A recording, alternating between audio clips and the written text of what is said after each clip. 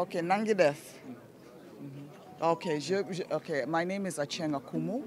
I'm the Africa Regional Director for Planned Parenthood Global, which is the international arm of Planned Parenthood Federation of America.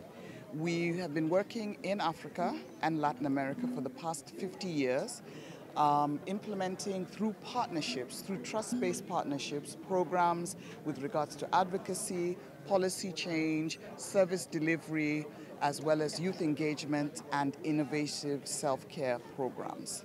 We currently are working in Burkina Faso, Senegal, Benin now, Uganda, and we're based in Kenya. Alors,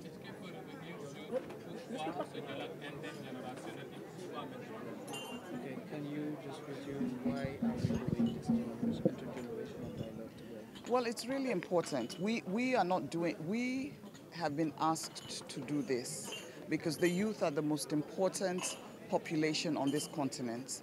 1.4 billion, I believe 32% of that 1.8 billion are African youth. There was recognition that there was a gap in our programming in terms of, like, yes, we've done youth peer providers, we've done a number of youth activities. Ami here has led a number of advocacy programs, etc. However, there was need to listen to young people and see how we could do things differently. And so this intergenerational dialogue is really important for us to listen to young people and determine their needs, their aspirations, and how we can support them.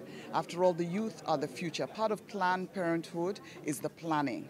So how do we help young people in particular plan so that they have a voice at the policy table, so they can make their needs and aspirations known per the commitments that have been made by the government and through the treaties. Maputo Protocol is particularly key here.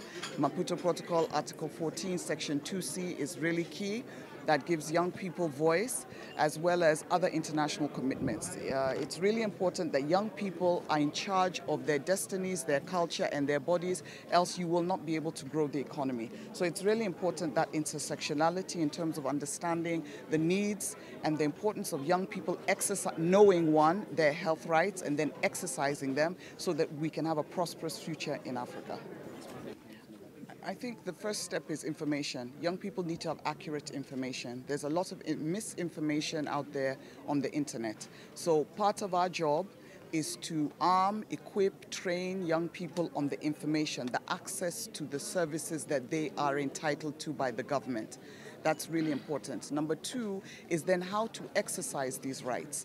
In many countries, we've seen young people now have been invited to the policy table. They've been invited to share their experiences so that they can impact on policy. So that's hopefully the next step that we're hoping. It's best to also educate parents, teachers, policymakers that are not aware of the information or the challenges young people are facing, the hopelessness, right? We've seen the migration. Young people are leaving the African continent and dying across the Sahara and the Mediterranean.